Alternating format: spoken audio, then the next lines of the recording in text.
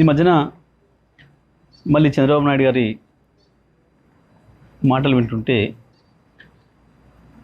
కొన్ని సందర్భాల్లో నవ్వొస్తుంది, కొన్ని సందర్భాల్లో ఆశ్చర్యం వేస్తుంది. ఎందుకులే ఎందుకు వదిలేద్దాంలేమని చెప్పి అనుకుంటే కూడా కొన్ని సందర్భాల్లో ఎందుకో తప్పకుండా మాట్లాడాల్సిన అవసరం ఉందని అనిపిస్తూ ఉంది. చంద్రబాబు నాయుడు వాస్తవానికి ఏది ఊరికనే మాట్లాడాడు, దాని వెనకాల ఏదో ఉంటుంది. తెలంగాణకు సంబంధించి, హైదరాబాద్ అభివృద్ధికి సంబంధించి చంద్రబాబు మాట్లాడే మాటలు చాలా హాస్యాస్పదంగా ఉంటాయి. కానీ దాంట్లో ఏదో మోసపూరితమైన విషయాలు కూడా ఉంటాయి. ఎందుకంటే ఆయన నిన్న మొన్న మాట్లాడింది, మహానాడులో మాట్లాడింది, అసలు అది తెలంగాణకి ఏమాత్రం సంబంధం లేని కార్యక్రమం అక్కడ. కానీ అక్కడ మళ్ళీ నిన్న మాట్లాడుతూ ఇవాళ భారతదేశంలో తెలంగాణ తలసరి ఆదాయం నెంబర్ 1 ఉంది, కానీ దానికి కారణం నేనే అని మాట్లాడడం, పదే పదే హైదరాబాదు నేనే అభివృద్ధి చేసిన. సరే, ఇవి చెత్త మాటలు లేని కొట్టేద్దామని అనిపిస్తుంది. కానీ ఒక అబద్ధాన్ని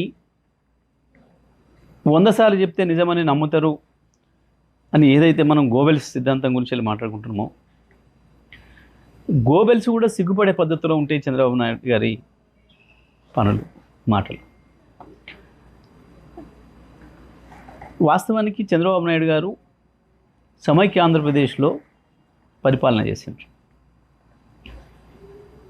వారు మొత్తం కలిపి చేసింది 9 సంవత్సరాలు. 2004తోనే చంద్రబాబు నాయుడు గారి చరిత్ర ముగిసిపోయింది. సరే, వారంటే సీనియర్ నాయకుడిగా గౌరవం ఉంటుంది, అది వేరే విషయం. కానీ మాట్లాడే మాటలు విన్నప్పుడు మాత్రం చాలా చిర్రెత్తుకొస్తుంది.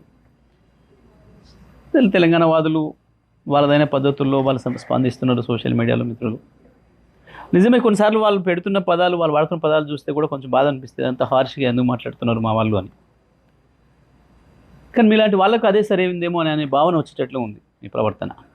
ఎందుకంటే 2004లో మీరు దిగిపోయిన నాటికి సమైక్య ఆంధ్రప్రదేశ్ది తలసరి ఆదాయం 25,900, 26,000 లోపు. ఇక ఆ తర్వాత మీకు పరిపాలన సంబంధం లేదు.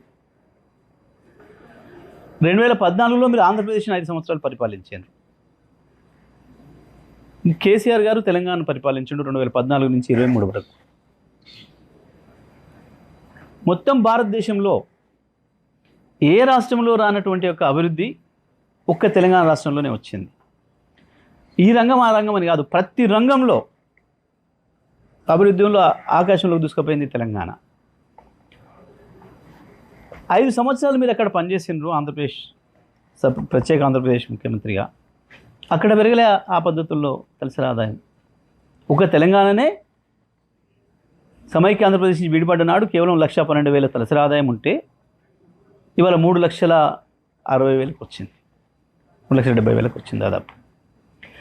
ఇవాళకి కూడా నీ ఆంధ్రప్రదేశ్ తలసరి ఆదాయం 2.5 లక్షలే. చంద్రబాబు నాయుడు గారు దీనికి సమాధానం చెప్పాలి. మీరు నిజంగా మీ పరిపాలన అంత గొప్పదే అయితే ఎందుకు మీరు ప్రత్యేకంగా పరిపాలించిన ఆంధ్రప్రదేశ్లో తలసరి ఆదాయాన్ని అభివృద్ధి చేయలేకపోయారు? ఆంధ్రప్రదేశ్ మీద మీకు ప్రేమ లేకనా? ఎందుకు లేదు 4 రోజులు ఉండి వాడుకొని పారేసే రాష్ట్రం కదా, మళ్ళీ ఎట్లాగా హైదరాబాద్లోనే వచ్చి డెవలప్ అయ్యి హైదరాబాద్లో కదా ఉండేది అన్న భావనతోనే ఏమనుకోవాలి మిమ్మల్ని? భారతదేశంలో మిగతా ఏ రాష్ట్రంలో కూడా మోడీ గారి డబుల్ ఇంజన్ రాష్ట్రాలు 25 ఏళ్ళుగా మోడీ గారి పరిపాలనలో ఉన్న గుజరాత్తో సహా ఉత్తరప్రదేశ్, మధ్యప్రదేశ్, రాజస్థాన్